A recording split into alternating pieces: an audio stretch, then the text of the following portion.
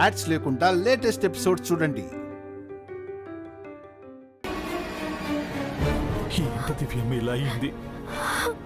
ఇప్పుడు ఈ విషయం హర్ష సార్కి ఎలా చెప్పాలి? సార్ని మనం ఎలా కాపాడుకోవాలి? ఎలాగైనా సరే ఆయన్ని కాపాడుకోవాలి చారుకేశ. ఇంట్లో అందరినీ జాగ్రత్తగా చూసుకోమని ఆయనతో చెప్పొచ్చాం. ఇప్పుడు అందరం ఆయన్ని జాగ్రత్తగా చూసుకోవాలి.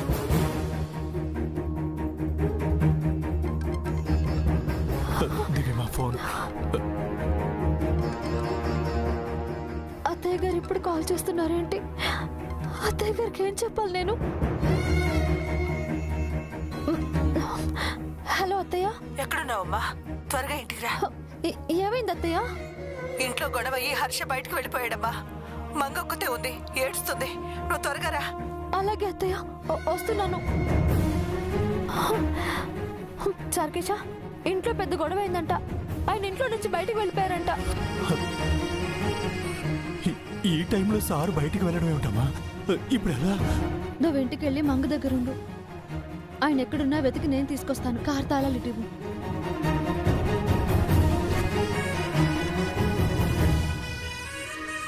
జాగ్రత్త దివ్యమ్మ. ఆటో!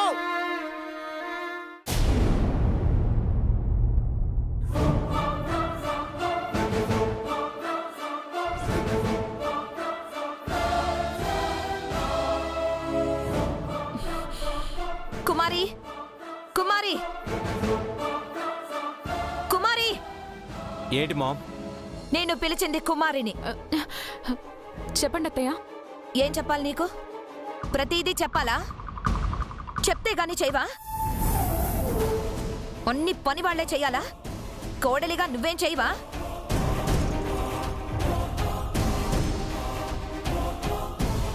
ఏమైంది వదినా? కుమారి ఏమైనా తప్పు చేసిందా? తనని కోడలిగా చేసుకొని పెద్ద తప్పు చేశాను.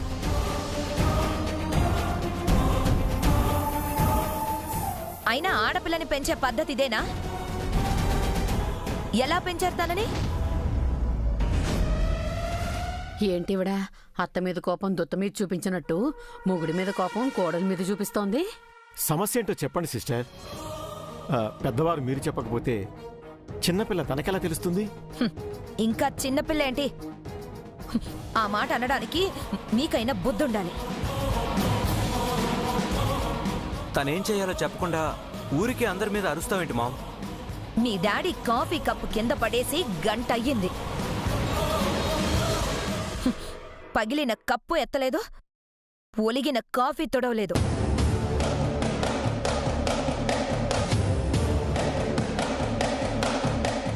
ఆ మాట చెప్తే సరిపోతుంది కదా మామ్, ఎందుకు అరవటం? పెళ్ళాన్ని బాగానే వెనకేసుకొస్తున్నావు. ఈ మంచితనం మీ డాడీకుంటే చాలా బాగుండేది. నువ్వు కానీ. అలాగే అత్తయ్య.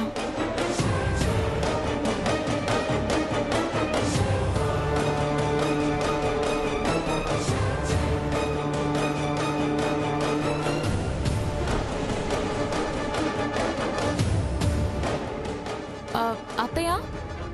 ఏంటి? కాఫీ తొడవమని చెప్పాను. అది కాదత్తయ్య, కాఫీ కలర్ మారిపోయింది.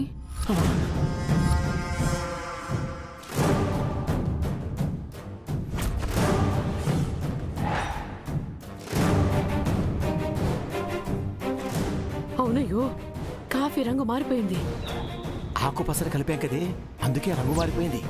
ఆకుపసర విషయం మీ ఎప్పుడాలకు తెలిసిపోతుందేమో. తెలిసేలోపు ఏదో ఒకటి చేయవే. వెళ్ళు వెళ్ళు. అయ్యో సరేనయ్యో. కాఫీ కలర్ ఎందుకు మారిపోయింది?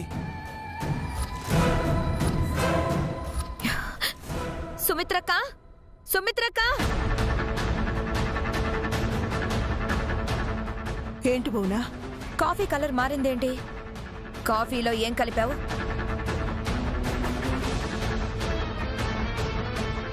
ఎప్పట్లాగే కాఫీ కలిపాను, వేరే ఏం కలుపుతాను? వేరే ఏమీ కలపకపోతే కాఫీ కలర్ ఎలా మారిందక్కా?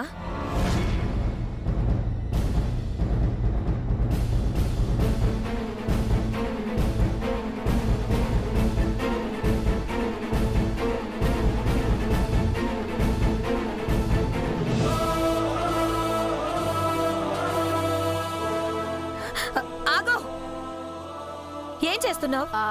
కింద ఉలికిపోయిన కాఫీని నీళ్లతో శుభ్రం చేస్తున్నాను వదినా. Coffee colour మారిందంటీ. కాఫీ కింద పడిపోయింది కదా అల్లుడు గారు, ఫ్లోర్ కలర్లో కలిసిపోయింది అంతే.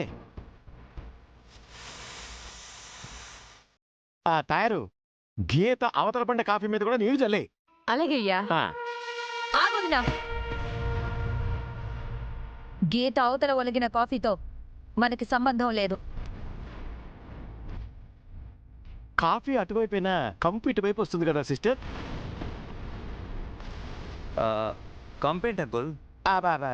అదే అల్లుడు గారు, ఒలికిన కాఫీపై ఈగలు దోమలు వాళ్తాయి, ఆ ఈగలు దోమలు ఇటు వస్తాయి, తర్వాత మలేరియా, డెంగ్యూ, టైఫాయిడ్ వగేరా వగేరా వస్తాయి. అందుకని అటువైపు కూడా క్లీన్ చేయమంటున్నాను. అది సంగతి. తయారు నీళ్ళు కొట్టు. కుమారి నువ్వు తుడు. సరే నాన్న.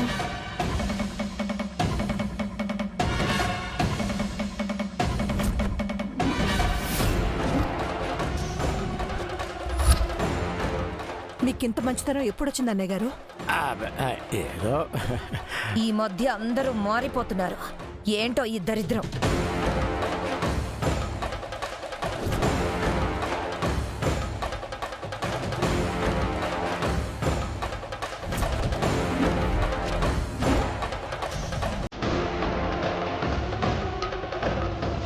అమ్మయ్య, ఆధారాలు దొరకకుండా చెరిపేశాను.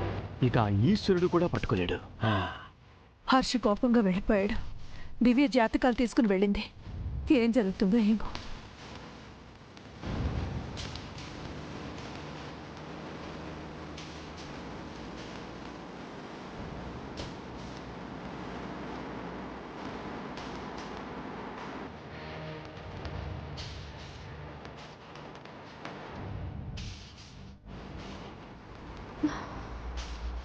ఫోన్ స్విచ్ ఆఫ్ చేసుకొని ఎక్కడికి వెళ్ళారండి మీరు?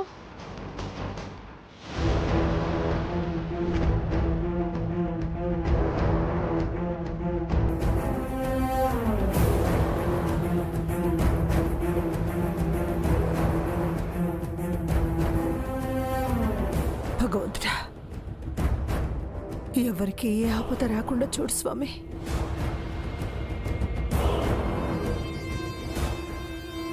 హర్ష సార్ ఇంటికి వచ్చారా మేడం?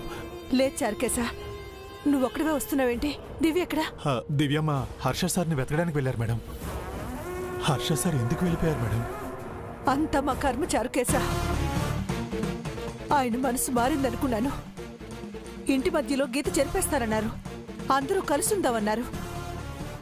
పెదబాబుకి కాఫీ ఇమ్మన్నారు, ఇచ్చాను. మంగ విషయంలో పేచి పెట్టారు.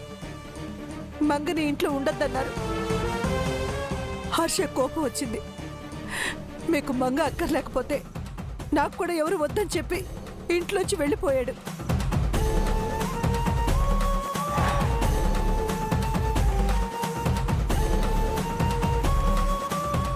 అయ్యో, ఎంత పని జరిగిపోయింది మేడం. అయినా మంగమ్మ విషయంలో ప్రసాద్ సార్ ఎందుకు ఇలా పట్టుబడుతున్నారో అర్థం కావట్లేదు.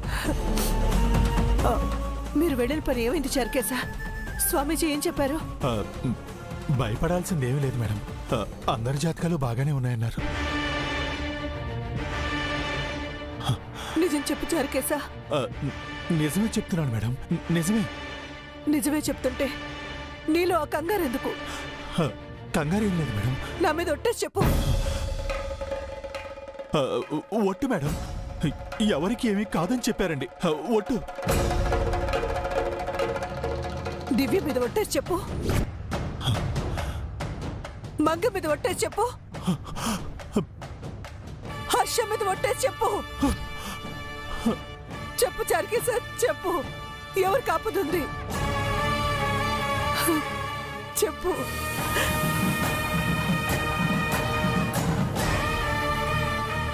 హర్ష సార్కి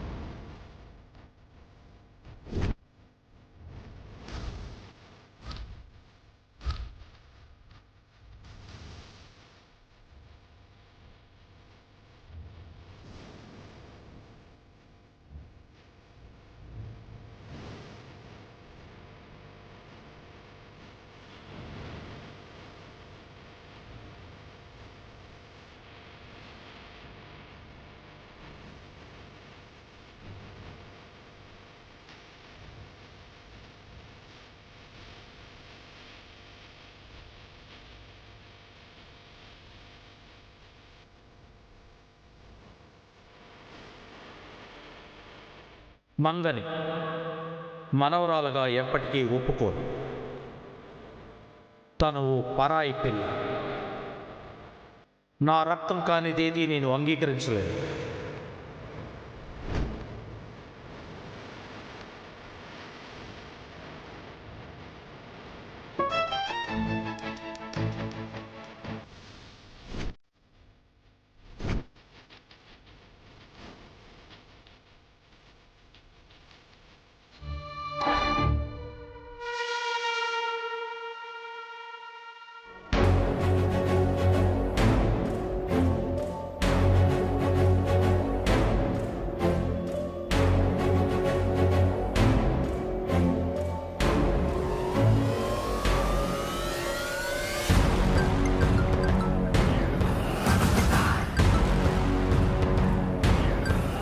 చెప్పరా. ఆ లాయరమ్మ మొగుడు నా కళ్ళ ముందు నడుచుకుంటూ వెళ్తున్నాడన్నా. నువ్వెక్కడున్నావు? టిప్పర్లో ఉన్నానన్నా. వాడితో ఎవరు లేరుగా? లేదన్నా, వాడొక్కడే వెళ్తున్నాడు. వాడి మీద టిప్పర్ ఎక్కించేనా? ఎక్కించేయి. నిజంగానే చెప్తున్నావా అన్నా? నన్ను ఇక్కడ హౌస్ అరెస్ట్ చేయించారు. నేనేమీ చేయలేకపోతున్నాను. కనీసం నువ్వైనా వాడిని లేపేరా. లైన్లోనే ఉండన్నా, వాడి చావరుపు విందో గాని.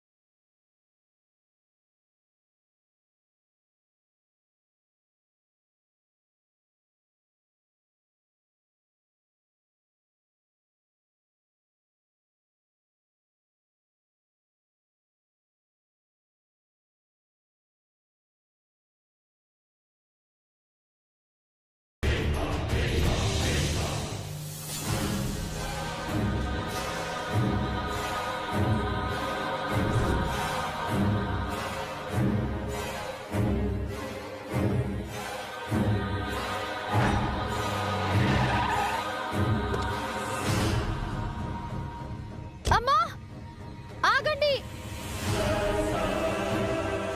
ఈ ఫోటో చూడండి. ఈ ఫోటోలో ఉన్న వ్యక్తిని ఎవరైనా చూసారా?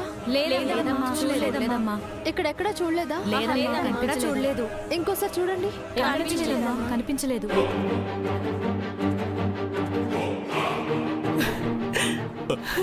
మేడం, ఈ విషయం ఇంట్లో ఎవరికి చెప్పకండి. హర్ష సార్ క్షేమంగా తిరిగి వస్తారు. దివ్యమ్మ తీసుకొస్తారు. నాకు నమ్మకం ఉంది. హర్షకేమైనా అయితే నేను బ్రతకలేను.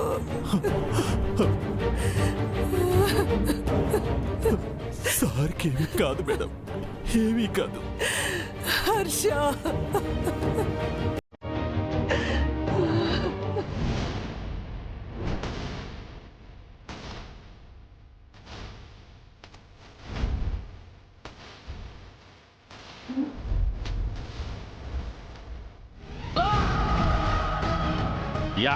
Yeah.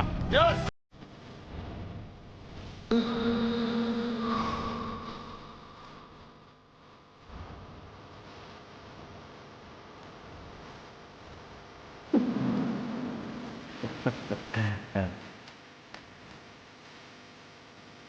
అన్నా, వాని చావుకేక విన్నావా?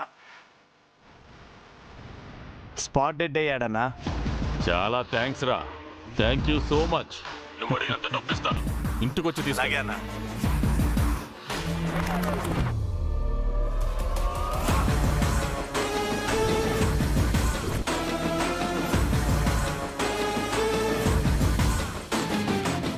లాయరమ్మ బొగుడు చచ్చాడు. బయటుండి ఏమీ చేయలేకపోయాను. హౌస్ అరెస్ట్ లో ఉండేవాడిని లేపించేశాను. ఇప్పుడు ఆ లాయరమ్మ మొహం చూడాలి. మొగుడు చచ్చిన దాని ఏడుపు వినాలి.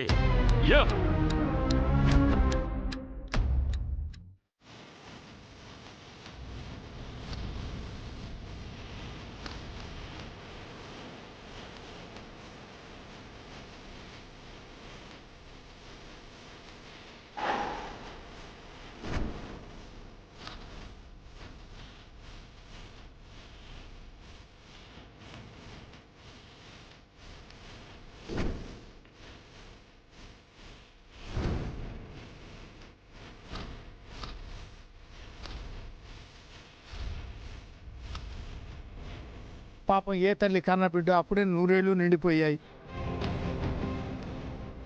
పెళ్ళై ఉంటే భార్య బిడ్డల పరిస్థితి ఏంటో.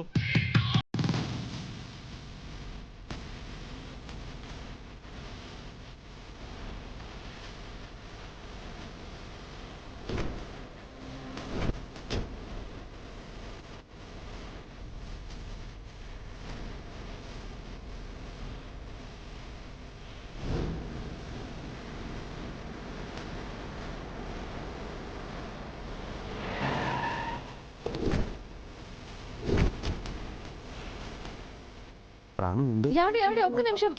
ఏ ఊరో ఏంటో మీరు వాడిన తోటలో ఉన్న వ్యక్తిని ఎక్కడైనా చూసారా? లేదమ్మా. ఎవరితను? నా భర్త అండి. ఇంటి నుంచి వెళ్ళిపోయారు. అవునా? ఎక్కడెక్కడైనా ఉన్నారేమోనని అడుగుతున్నాను. నేను చూడలేదమ్మా. అలాగేనండి. అలాగేనమ్మా. ఏమండి, ఆ జనాలందరూ ఏంటక్కడ? ఎవరికో యాక్సిడెంట్ జరిగిందమ్మా. అది చూడలేక నేను ఇటు వచ్చేసాను. ఆ దేవుడికి కనికరం లేదమ్మా. ఉంటానమ్మా. పాపం చూస్తే ఎవరూ లేని పిల్లాళ్ళ ఉన్నాడు. ఎందుకో నా మనసు ఆగడం లేదు. నేను వెళ్ళి చూస్తానమ్మా.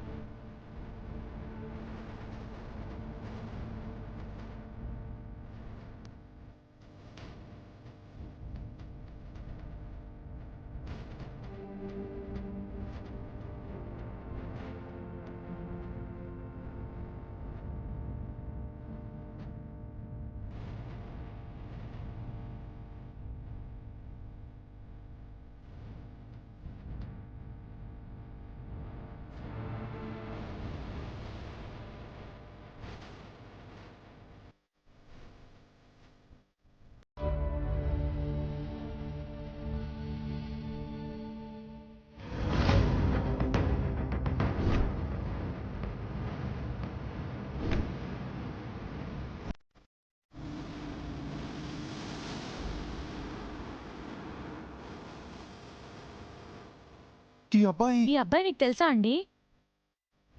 తెలుసండి. ఇతన్ని ఇప్పుడే ఒక అమ్మాయి ఫోన్లో చూపించింది. ఆమె భర్త అంట. ఇంట్లో నుంచి బయటకు వచ్చేసాడంట. అయ్యో అమ్మా!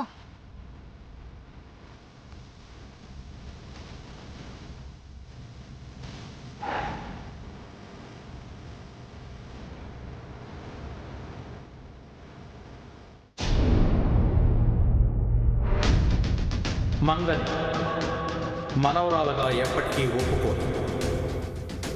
మంగ మీకు అక్కర్లేకపోతే నాకు ఈ ఇల్లు ఆస్తి ఏమి వద్దు. నేను ఇంటి నుంచి వెళ్ళిపోతున్నాను.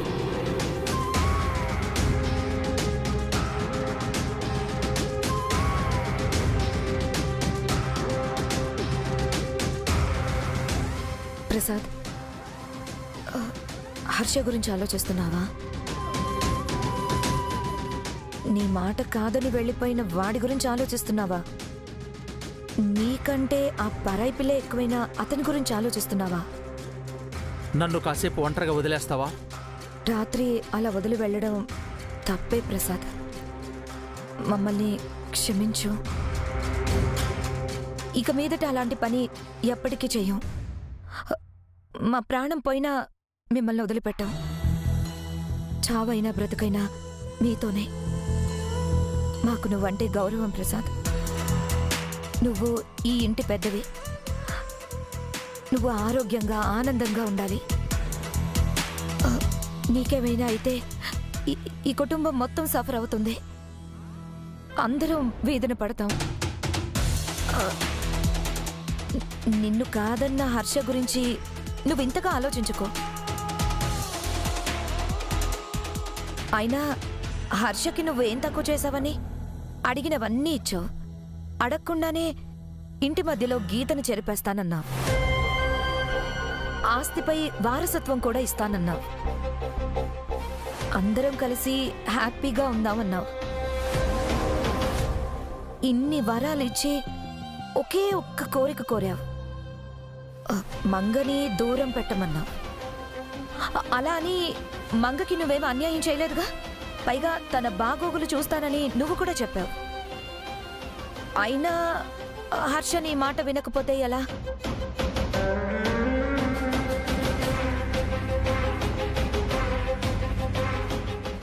ఎవరికో పుట్టిన పిల్లని ఈ ఇంటి వారసురాలిగా అంగీకరించాలా ప్రసాద్? ఈ రక్తం కలుషితం చెయ్యాలా? నీకు మాయని మచ్చ తీసుకురావాలా? అక్కర్లేదు ప్రసాద్. నువ్వు చాలా మంచి నిర్ణయం తీసుకున్నావు. మంగ మన రక్తం కాదు, మన వారసురాలు కాదు.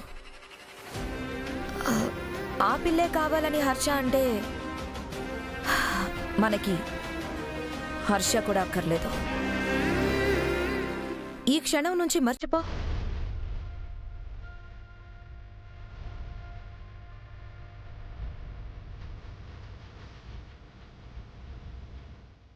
నేను ఆ పని చేయాలనుకుంటున్నాను భువన.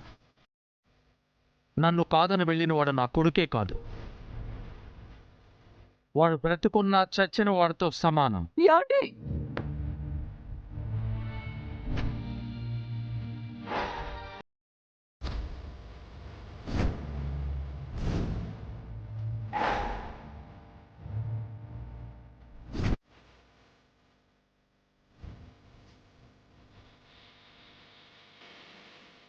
కన్న తండ్రిగా మీరు మాట్లాడాల్సిన మాటలనే ఇవి. నా మాట కాదని వెళ్ళిన వాడిని ఇంకేమనాలి? వాడికి అన్నీ ఇస్తాను అన్నాను. ఏమీ అక్కర్లేదు అని వెళ్ళిపోయిన వాడిని ఇంకేమనాలి? అలాంటి కొడుకు ఉంటే ఎంత, లేకపోతే ఎంత? ఏమండి,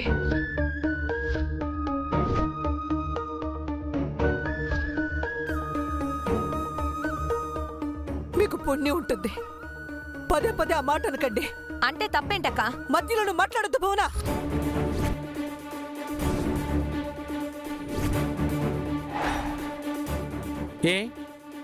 ఎందుకు మాట్లాడకూడదు?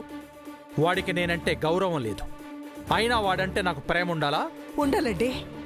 ఎందుకంటే హర్ష మీ కొడుకు, మీ రక్తం పంచుకు పుట్టిన మీ పెద్ద కొడుకు, మీరెంతో ప్రేమగా పెంచుకున్న మీ కొడుకు, మీ గుండెల మీద ఆడుకున్న కొడుకు. అందుకేనా ఆ గుండెల మీద తన్నేసి వెళ్ళిపోయాడు? వాడు నా కంటికి మళ్ళీ కనిపించకపోవటమే మంచిది. అదే జరగబోతుందండి. హర్షకు ఆపద రాబోతుంది. ఈ ఇంట్లో ప్రాణాపాయి ఉన్నది హర్షకేనని వాడి జాతకం చెప్తోంది. హర్షని చావు వెంటాడుతోంది.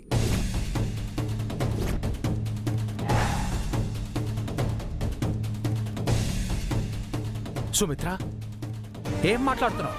అవునండి, దివ్యకు ఒక మాతాజీ చెప్పిందంట.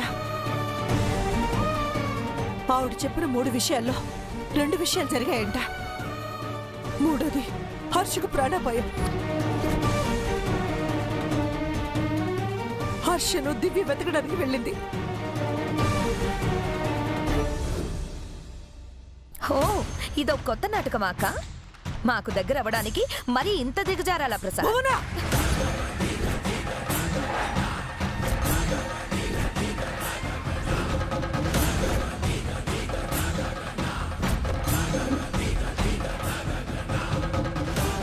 ఇంకొక మాట మాట్లాడితే మర్యాదగా ఉండదు చెప్తున్నా.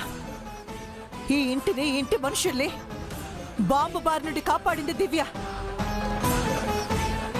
అలాంటి గొప్ప కోడలి కోసం మనం కలిసి ఉండాలనుకోవాలి, కానీ మనతో కలిసి ఉండాల్సిన అవసరం దివ్యకి లేదు. నాటకం ఆడాల్సిన అవసరం అంతకన్నా లేదు. సుమిత్ర, నువ్వు చెప్పేది నిజమా? పచ్చి నిజమండి. నిన్నట్నుంచి ఇంట్లో ఎవరికి ఆపదొస్తుందోనని దివ్య తెగ కన్నీరు పడుతుంది. ఆ ఆపద హర్షకొచ్చింది. హర్షేమో బయటకు వెళ్ళిపోయాడు.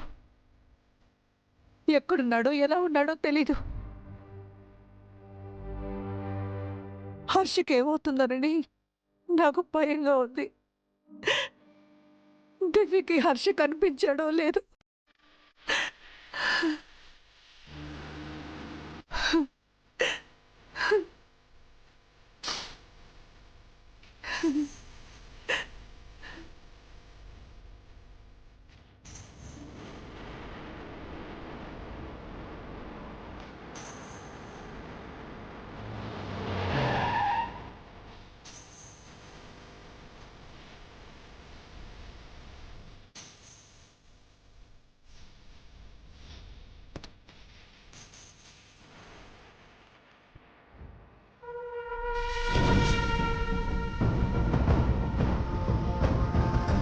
ఏంటి జనాలు ఇంకా ఉన్నారు, అతను ఇంకా తీసుకువెళ్ళలేదా?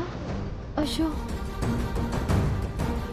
ఎవరైనా అంబులెన్స్ కి కాల్ చేసి హాస్పిటల్ కన్నా బాబాయ్ తీసుకెళ్ళండి. గారు, అతను ఇంకా హాస్పిటల్ కి తీసుకుపోలేదా? ఇంకా లేదమ్మా. అయ్యో, యాక్సిడెంట్ అయి చాలాసేపు అయినట్టుంది. ఎవరు అంబులెన్స్ కి కాల్ చేయలేదా? పాపం ప్రాణం పోయినట్టుందమ్మా. అంబులెన్స్ వచ్చి మాత్రం ఏం ఉపయోగం? అలా అంటే ఎలా అండి? ఫస్ట్ అంబులెన్స్ కి కాల్ చేయాలి.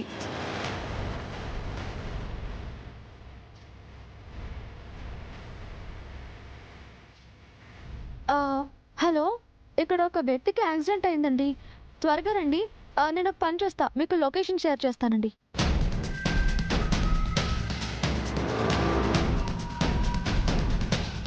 పాపం చిన్న వయసు కురాడమ్మా. ఊపిరి ఆడుతుందో లేదో చూడండి. అయినా చావుకు పేద గొప్ప తేడా ఉందమ్మా. ఆయుష్ మూడితే అందరం పోవాల్సిందే. అతను కూడా ఒక కుటుంబం ఉంటుందిగా. అతను చనిపోయినట్టు వాళ్ళకి తెలుసో లేదో పాపం. అయినా తెలుసుంటే ఎంతసేపు ఉంటారా? ఈ పాటికి వచ్చే ఉంటారు. అనాథ అనుకుంటానమ్మా. అంతా దేవుడు లేలా.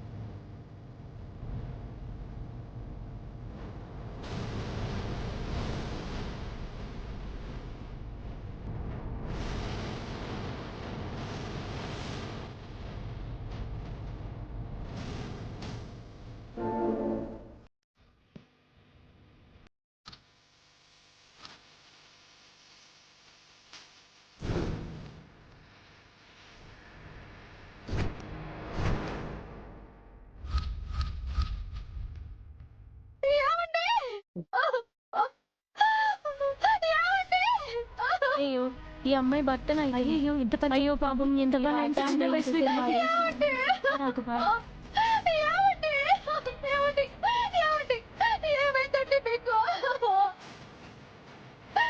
అయ్యో పాపం, చనిపోయిన అతను ఈవిడ భర్త అనుకుంటా.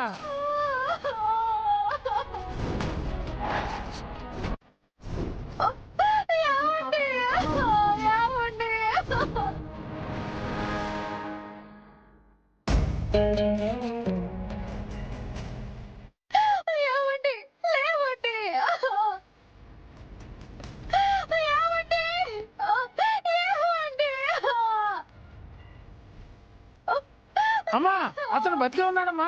చేయి కదులుతుందమ్మా.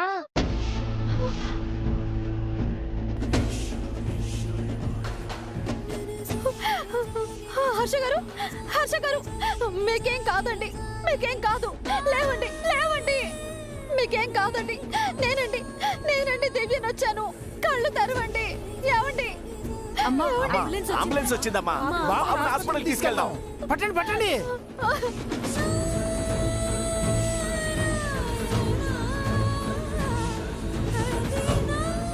స్వామీజీ అందరి జాతకాలు చూడాలన్నారు.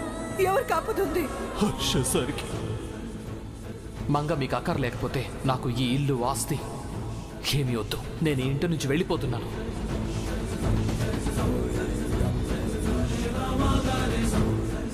ఈ ఇంట్లో ప్రాణాపాయం ఉన్నది హర్షకేనని వాడి జాతకం చెప్తోంది. హర్షని చావు వెంటాడుతోంది.